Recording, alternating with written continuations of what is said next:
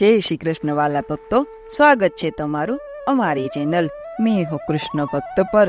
જો તમે આ ચેનલ પર નવા છો તો ચેનલને સબસ્ક્રાઇબ કરી લેજો, બેલ આઇકોનને પ્રેસ કરી લેજો, જેથી તમને આપણા સનાતન ધર્મની વિશેષ માહિતીઓ અવારનવાર મળતી રહે. આજે આપણે ચૈત મહિનાની પૂનમ એટલે કે વટ સાવિત્રી વ્રતની કથા વાર્તા અને તેનું મહત્વ લઈશું. ચૈત મહિનાના પૂનમના દિવસે કરવામાં આવતા વ્રતને વટ સાવિત્રી વ્રત તરીકે મનાવવામાં આવે છે. આ વ્રત પતિના લાંબા આયુષ્ય માટે અને નિરોગી જીવન માટે કરવામાં આવતું વ્રત છે. ચૈત મહિનાની 13 થી પૂનમ સુધી 3 દિવસ આ વ્રત કરવાનું હોય છે.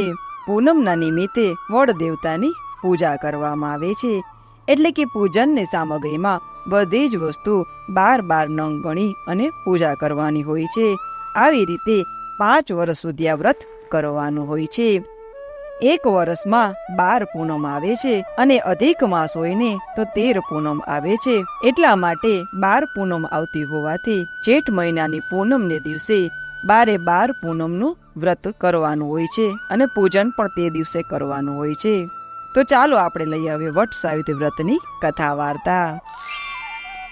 અશ્વપતિ નામે એક રાજા હતો અને તેનું રાણીનું નામ માલવી હતું. આ બેઉ રાજા રાણી ભક્તિવાન, દયાળુ, દાનેશ્વરી, પ્રભુની કૃપાથી તમામ લૌકિક સુખોથી સુખી હતા.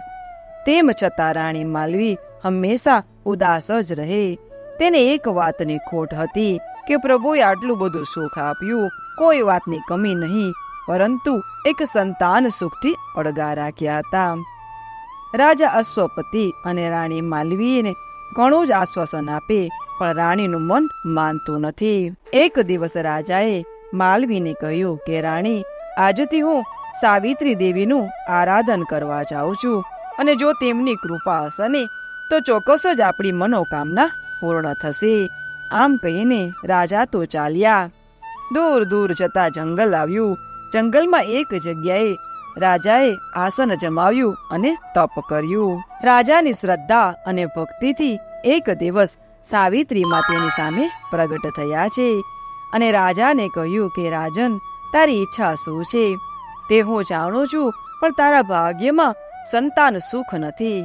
તેમ છતાં તારી શ્રદ્ધા અને ભક્તિથી મને ખુશી થઈ છે.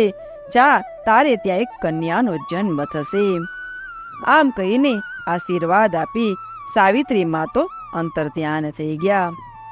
રાજાનો હરખનો પાર નથી. તેઓ આનંદ પામતા પોતાના મહેલે આવ્યા છે. રાણીને બધી વાત કરી. સમય જતા ક્યાં વાર લાગે છે. 9 માસ પૂરા થયા છે અને રાણીને ત્યાં એક સુંદર કન્યાનો જન્મ થયો છે. રાજા અને રાણીએ આ કન્યામાં સાવિત્રીના આશીર્વાદથી મળી હોવાથી તેનું નામ સાવિત્રી રાખ્યું. સાવિત્રી તો દિવસે ના વધે ને એટલી રાત્રે વધે. જોત જોતોમાં તેના લગ્ન માટે રાજા વિચાર કરવા લાગ્યા. તેથી તેને એક દિવસ સાવિત્રીને કહ્યું કે બેટા, તું ઉંમર લાયક થઈ છે. આજ સુધી કોઈ રાજ્યમાંથી તારા માટે માગવું આવ્યું નથી. તો મારી ઈચ્છા છે કે તું તારા માટે યોગ્ય વરની શોધ કર. પિતાજીની ઈચ્છાને માન આપી અને સાવિત્રી દેશાટન કરવા નીકળી છે. પતિના શોધમાં ફરતા ફરતા જંગલમાં જ્યાં રાજા ધૂમસેન અને તેની રાણી શૈયા તથા પુત્ર સત્યવાન રહેતા હતા ને ત્યાં આવી પહોંચી. ધૂમસેન આંખે અંધ હતા. સાવિત્રીએ ત્યારે સત્યવાનને જોયો ને ત્યારે તેના મનમાં સંતોષ થયું કે બસ આજ મારો જીવન સાથી. પ્રધાનને વાત કરી અને પ્રધાને રાજા ધૂમસેનને આ વાત કરી છે અને સાવિત્રીએ સત્યવાનને સમજાવ્યો. પછી ઘેર પાછી ફરી અને પિતાજીને સર્વ વાતની જાણ કરી છે અને પોતાની ઈચ્છા બતાવી. થોડા દિવસ પછી ત્યાં નારદજી કરતાલ વગાડતા વગાડતા નારાયણ નારાયણનો જાપ કરતા કરતા આવ્યા. રાજાએ તેમને પ્રણામ કર્યા છે. આસન પર બિરાજવાનું કહ્યું. એ જ સમયે સાવિત્રી ત્યાં આવી પહોંચી અને નારદજીને પ્રણામ કર્યા. નારદજીએ સાવિત્રીને પરણાવવા બાબતે રાજાને પૂછ્યું. ત્યારે સાવિત્રીએ બધી વાત કરી છે. ત્યાં નારદજીએ કહ્યું, રાજન, સાવિત્રીએ યોગ્ય વર શોધ્યો છે, પણ શું? એમ કહીને દેવર્ષિ અટકી ગયા. કંઈક તો જરૂર છે, આપ મને નહીં કહો ને તો મને વાતનો ઉચાટ રહેશે, એમ રાજાએ કહ્યું. ત્યારે નારદજીએ કહ્યું, તો સાંભળો રાજા, તોમસેનના પુત્ર સત્યવાનનું આયુષ્ય ટૂંકું છે. આજથી 1 વર્ષ બાદ તેમનું મૃત્યુ થશે, એટલા માટે હું અટક્યો. પરંતુ સાવિત્રીએ નક્કી કર્યું છે તેમ તેના લગ્ન સત્યવાન સાથે જ કરજો, કારણ કે લખ્યા લેખ મિથ્યા થવાના નથી, એમ કહીને નારદજી ચાલ્યા ગયા. ત્યારબાદ પિતાએ સાવિત્રીને સમજાવવાની બહુ મહેનત કરી, પણ સાવિત્રી તો 1ની 2 ન થઈ. તેથી રાજાએ સાવિત્રીજીના લગ્ન કર્યા. સાવિત્રી તો હંમેશા પતિની સાથે સાથે જ રહેતી. એક દિવસ સત્યવાન જંગલમાં લાકડા લેવા ગયો અને સાવિત્રી સાથે જ હતી. સાવિત્રીને એક જગ્યાએ બેસાડીને સત્યવાન લાકડા કાપવા એક ઝાડ પાસે ગયો. જ્યાં કુહાડીનો ઘા કરવા જાય છે ને ત્યાં તેને ચક્કર આવ્યા અને તે નીચે પડી ગયો. સત્યવાનને નીચે પડતો જોઈને સાવિત્રી દોડી અને સત્યવાનનું માથું ખોળામાં લઈને રડવા લાગી. એવામાં સાવિત્રીએ જોયું કે મહાબળવાન વીર પાડાની સવારી ઉપર કોઈ પોતાની પાસે આવે છે. એક હાથમાં ગદા છે અને બીજા હાથમાં મૃત્યુધારા છે. જ્યાં પોતાની પાસે આવ્યા ને ત્યાં સાવિત્રી ઓળખી ગઈ કે અરે આ તો યમરાજા છે. અને તે બોલી ઉઠી કે યમરાજા, હું જાણું છું કે માનવીના પ્રાણ લેવા માટે તમારા દૂતો આવે છે, તેના બદલે આજે તમે પોતે આવ્યા, એનું કારણ શું? ત્યારે યમરાજા બોલ્યા કે બેટી, સત્યવાન એક સત્ય પુરુષ છે, નીતિવાન છે, માટે તેના પ્રાણ લેવાનો ગજુ મારા દૂતોમાં નથી, એથી હું આવ્યો છું. આટલું કહેતા તો યમરાજાએ સત્યવાન ઉપર મૃત્યુ પાસ નાખ્યો અને સત્યવાનના પ્રાણ શરીરમાંથી ખેંચી લીધા અને યમરાજા તો ચાલવા લાગ્યા. યમરાજાને જતા જોઈને સાવિત્રી પણ તેમની પાછળ પાછળ ચાલવા લાગી. સાવિત્રીને પાછળ પાછળ આવતી જોઈ યમરાજા બોલ્યા કે દીકરી, તું ઘણી આગળ આવી ગઈ છે, તું અહીંથી પાછળ વળી જા, પાછળ આવવાનો કોઈ અર્થ નથી, હવે તારાથી પાછળ ન અવાય. સાવિત્રીએ કહ્યું કે પ્રભુ, મારી પ્રતિજ્ઞા છે કે મારો પતિ જ્યાં જાય ને ત્યાં મારે તેની પાછળ જવું, અને સાથે આપના જેવા પવિત્ર પુરુષોનો સંગ થયો છે, માટે આ સંબંધની દ્રષ્ટિએ પણ હું પાછળ પાછળ જ આવીશ. આપે મને દીકરી કહી છે, અને મહાપુરુષો તો પતિવ્રતા ધર્મ પાળવાનો ખાસ આદર્શ આપે છે, તેને ધર્મ ગણાવે છે. તો મહારાજ, આ ધર્મ પાળવામાં તમે મને શા માટે રોકો છો?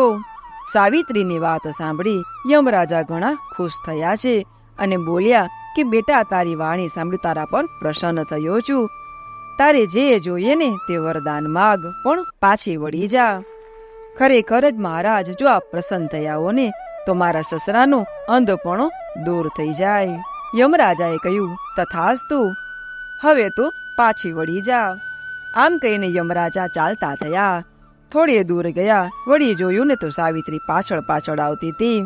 યમરાજાએ કહ્યું કે તારા પતિના આત્મા સિવાય હજુ પણ તારે જે વરદાન જોઈને તે માગી લે. આ સાંભળી અને સાવિત્રી બોલી કે હે યમરાજા, આપ જો ખરેખર આપવું જોઈને તો મારે બળવાન એવા 100 પુત્રો પ્રાપ્ત થાય તેવું વરદાન આપો. સાવિત્રીને ગમે તેમ કરીને પાછી વાળવાની ઉતાવળમાં યમરાજા ચૂક્યા અને બોલ્યા, તથાસ્તુ દીકરી, એમ જ થશે, હવે તું પાછી વળી જા. સાવિત્રી કહે, હવે કેમ પાછું જવાય? આપે મને 100 પુત્રોનું વરદાન આપ્યું છે અને તે પતિ વગર અશક્ય છે. હું મારા પતિ સિવાય પાછી કેમ વળું? યમરાજા બોલ્યા, સાવિત્રી, તે તો પતિવ્રતા ધર્મના બળે અને વાણી ચાતુર્યથી મને પણ પરવશ બનાવ્યો.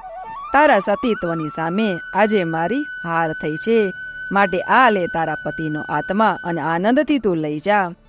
અને સાવિત્રી તો જંગલમાં પોતાના પતિના દેહ પાસે આવીને મસ્તકને ગોદમાં લઈને સાવિત્રી માતાનું રટણ કરવા લાગી છે. થોડી વારમાં જ તેનો પતિ સત્યવાને આંખો ખોલી અને કહેવા લાગ્યો કે મને તો એક ભયંકર સ્વપ્ન આવ્યું હતું. ત્યારે સાવિત્રીએ બધી વાત કરી છે અને ત્યારબાદ બંને પોતાના ઘરે ચાલતા ગયા.